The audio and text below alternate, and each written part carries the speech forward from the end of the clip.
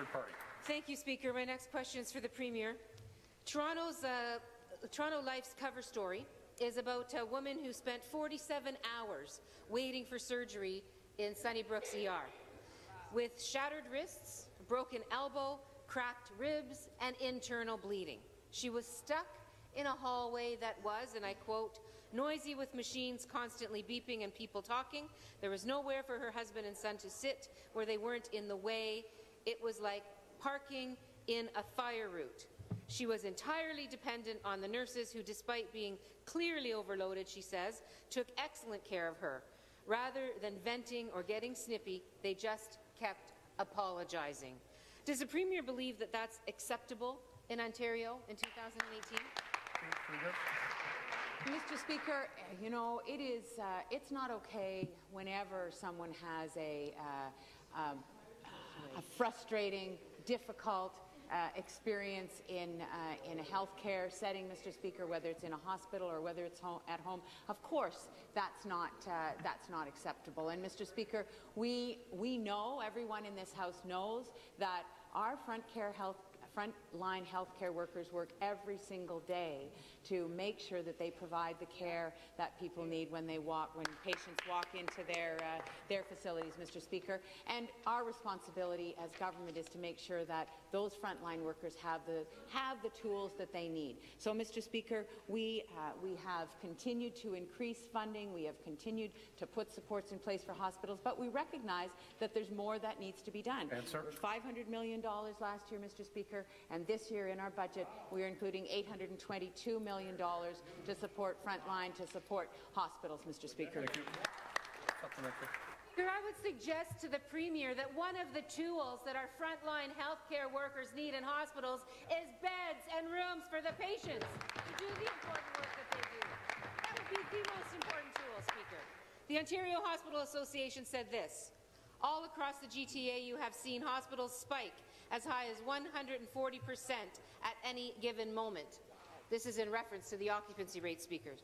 Hospitals need stable funding that recognizes the realities that they face. Getting people out of hallways means funding hospitals. I have a plan to do that, Speaker. The Conservatives under Doug Ford will privatize and further cut our hospitals and health care. Why did this Premier create this crisis in the first place, Speaker?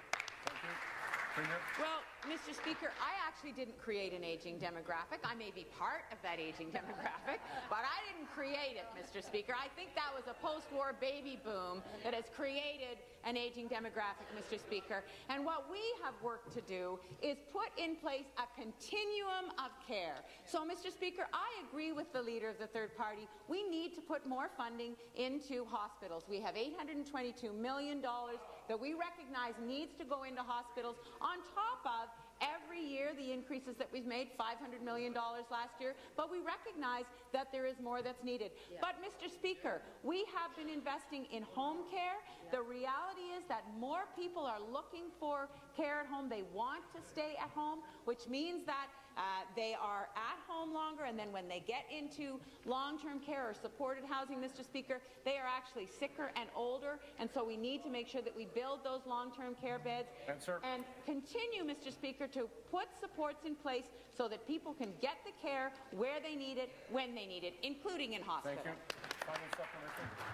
Speaker, correct me if I'm wrong, but the aging demographic didn't just start this year. It was there 15 years ago when this government should have been planning for proper investments in long-term care, in home care, in our hospitals.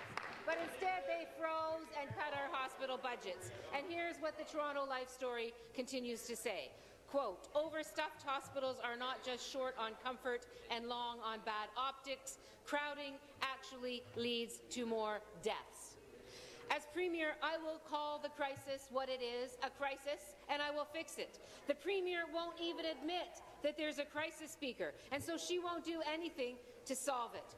And we know for sure that as bad as things are with the Liberals, Doug Ford will make it even worse. Why did this Premier allow things to get this bad, Speaker? Thank you. Premier.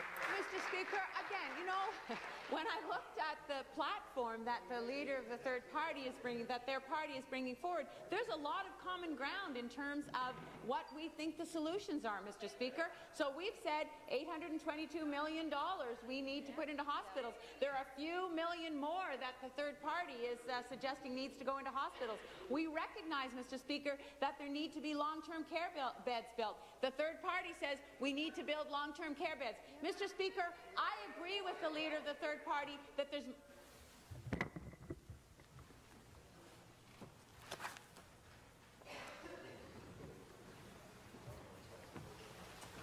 the third party that there's more that needs to be done, Mr. Speaker, but the fact is that objective organizations have looked at our healthcare system and have said we have the best wait times in the country. We have a system that has the best survival rates for prostate, breast, colorectal and lung cancers, and life expectancy is higher than average, one of the highest in the OECD, Mr. Speaker. There's more to be done, but we have an excellent healthcare system in Ontario.